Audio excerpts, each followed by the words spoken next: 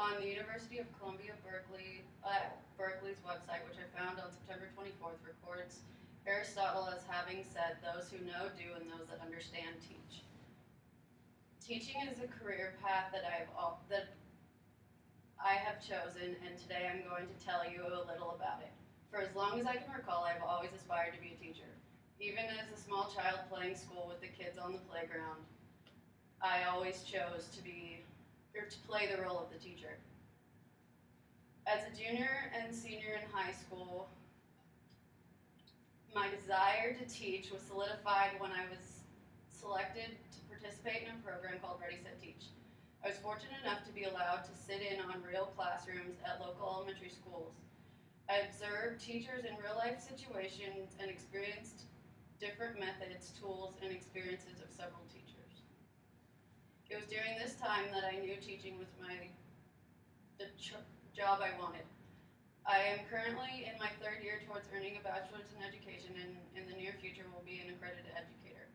Today we will discuss what it is exactly that teachers do and how one would become a teacher in the state of Texas. First, let's talk about what teachers do.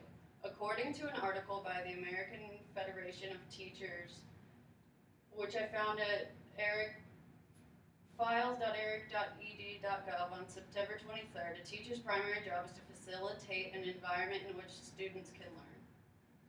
According to another article on oklahoma.gov, I found September 25th, an enriched environment is one which awakens the entire nervous system, one which is stimulating, curiosity feeding, capable of answering many questions, a setting which is alive with resources, reflective of life, and bursting with energy. The best learning environment is one in which both the teacher and students are comfortable and able to learn. Many people would assume that when the students leave, the teacher's job is done. This is an inaccurate assumption. After their students have left, teachers begin preparing the classroom for the next day's lesson.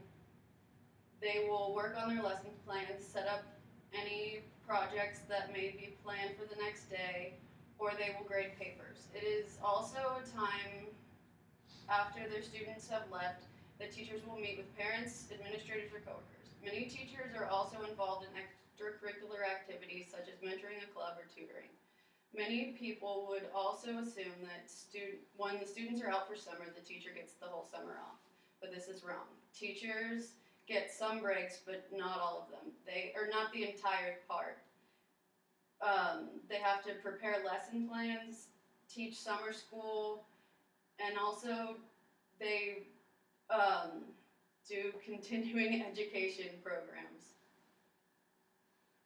Also important to note that students are spending more time than ever before in a classroom, often more time than they spend at home. A study by Diane Schwanbrow at the University of Michigan states that American children and teens spend about 32.5 hours, or spend about 4 hours a week on homework and attend school for about 32.5 hours a week. That is as much time as adults who work full-time spend at their job, and according to the same article, that's about 7.5 hours a week more than children ages 6 to 17 spent on academics 20 years ago. That is a huge time commitment for the teachers and students alike. Now that you know what teachers do, let's talk about how to become a teacher. According to the Texas Education Agency website, which was last updated on September 4, 2014, the main thing is you must earn a bachelor's degree in an accredited college or university. You can go the traditional route and get a degree in education from one of these colleges or universities, or you can go an alternate route, which is an alternative certification program. If you decide upon the traditional route, which is what I have chosen, then you first will choose which grade and subjects you want to teach, then use that to choose which specific degree you want at the college or university you have chosen. Once you have chosen this, you go through the school's program, which includes what classes you're required to take to graduate, and you also will have to do student teaching Once you are done with all this, you will have a degree in education. The next step is to take the required certification exams and apply for a standard certificate, pass a background check, get an approved. Then you have your teaching certificate and can be a certified Texas educator. Also, from that website, if you decide to go through an alternative certification and you already have a bachelor's degree in something other than education, you can become a teacher with this. With this, you will also choose what grade level you want to teach and what subject. It will determine everything you do with this method. The next step is to choose an alternative certification program in which you are offered in classroom training. Once you have chosen a program, you will need to get advised by the program to make sure you meet the screening criteria.